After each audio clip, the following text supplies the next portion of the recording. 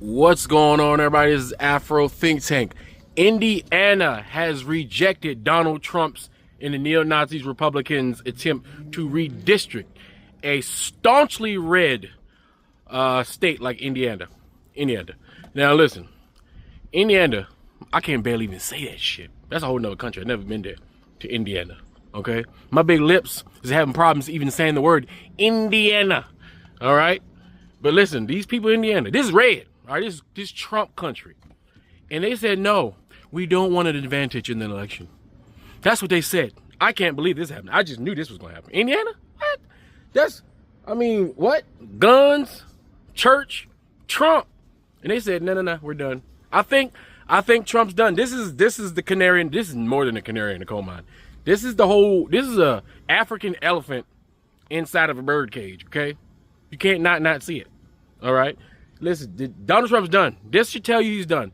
If them good white folks down there in Indiana, all right, who could have just took it? They could have you know what? We're gonna go ahead and take this win. I mean, shit, we might as well, right? We'll get in a permanent advantage for the near future as far as they're concerned. And they didn't take it because they knew how wrong it was. It was so obviously wrong. And here's the thing.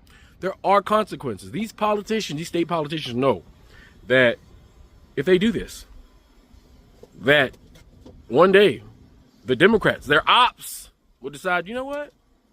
We're in charge. We're going to start being just as aggressive as you. Because here's the thing. The Republicans have shown us, right, what it is you can do when you put your mind to it. Huh? What laws you can push. How far you can stretch society in doing something they really don't want to do. Right? So if the Republicans can push this hard towards their agenda, that means the Democrats don't have any excuses for being moderate or being timid or reaching across the aisle to get shit that 80% of Americans want.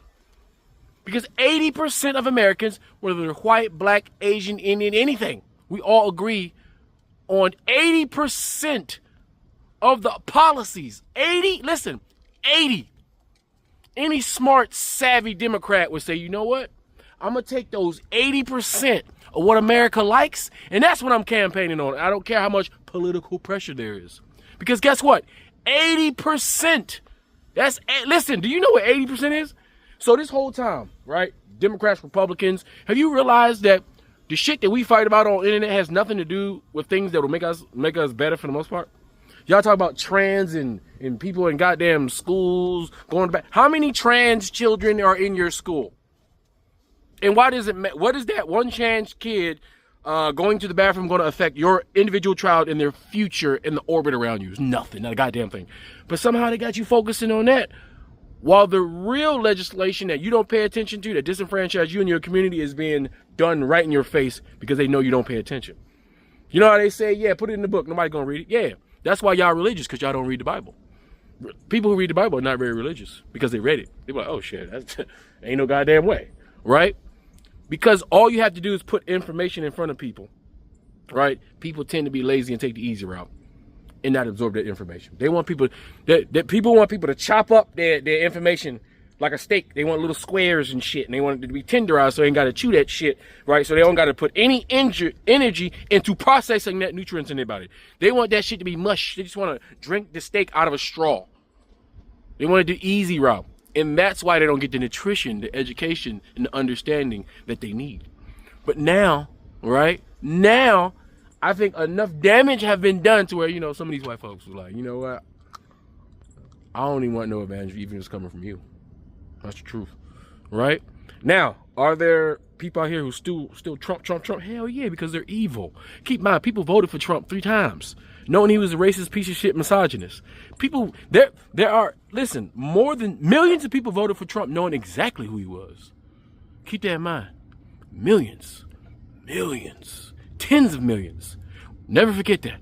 We ain't never gonna forget that. Tens of millions voted for him 1, 2, 3 times after watching all this shit. Keep that in mind. But anyway, Indiana did a good goddamn job, you know what I'm saying? Telling Trump that he's done. Yeah, Trump's done. Trump is done. He is a lame duck, and he's done. Now, everybody who's trying to exit stage left, who's looking for a way to get out of the fact that they voted for and campaigned for exactly what's happening right now, because this is what he said he was going to do when he ran, and he's doing it, right? And so all you people regretting your vote is bullshit because you didn't regret it before you voted it. You need to take 100% responsibility for what you did all 3 times. And no amount of trying to get out of the lane, trying to jump the ship while it's saying none of that shit's gonna work. If you voted for Trump, you are permanently tainted for the rest of your life. You may get the first one, all right? You may get the benefit of the doubt of the first one, but the second and third one, you can't rub that shit off. Anyway, tell me what you guys think in the comment sections. Afro Think Tank, learn something, teach something. I'm out. Just within the last hour, a big vote in Indiana. That state Senate rejected the move to redistrict the state to favor Republicans. Now, President Trump and Vice President Vance both personally lobbied for the new map. That's right. It's a stunning defeat, really, for the White House in a really strong Republican state. Political reporter Marianne Ahern here with the latest. There were only 2 Democratic seats out of 9, right? Right. So everyone was watching this so closely. Lots of pressure. The move to redistrict, it's been happening across the country from Texas to California. Indiana, because of its strong Republican delegation, seemed like a slam dunk, but the state Senate rejected the new maps, and it all happened less than an hour ago.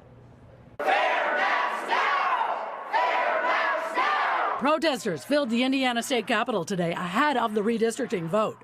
The Indiana House already approved the plan to redraw the state's congressional districts to favor the Republicans in all 9 districts, and perhaps eliminating 2 Democratic districts.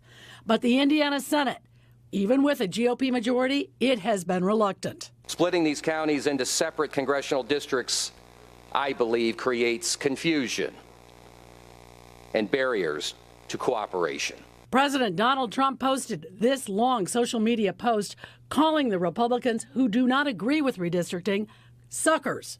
Those who agree with the new map say, we are voting today to make sure that we never go back to open borders. Let's look in particular at a couple of the districts. What we've got here is Illinois 1 and Illinois 2. Look how they drew those maps. They want you to play by a different set of rules than what they're willing to play by. At times, those watching in the gallery interrupted the debate. You sound pretty crazy. Why don't you get out? Get out. Thank you. Senator, you may continue. The vote against redistricting in Indiana sends a loud message to the White House. Political science professor Laura Merrifield Wilson. I really think what you see it ahead is somewhat of an informal referendum, both on President Trump and then also on the state of Indiana. How much do we let federal politics, the president, his administration dictate what we do in our state? Governor J.B. Pritzker had threatened to redraw the Illinois map if Indiana had agreed to this in the last hour. He has said he's going to keep watching what happens as far as redistricting. Doesn't appear, though, Illinois will go that route. Governor Braun from Indiana says he's very disappointed and also adds there will be political consequences. This fight might not be over. It is in Indiana, but look for other states. This is the biggest surprise, though, in this cycle ahead of the midterms. Kind of a shocker. Yes, very much. All right. Thanks, Marianne. Appreciate it. Free Sudan! Boycott diamonds and gold! Free Sudan! Boycott diamonds and gold! We most definitely cannot forget about the people of Sudan. Thanks for watching Afro Think Tank. Don't forget to like, share, and subscribe. And follow me on Substack and Patreon for more content. Remember, it's Pan-Africanism or nothing.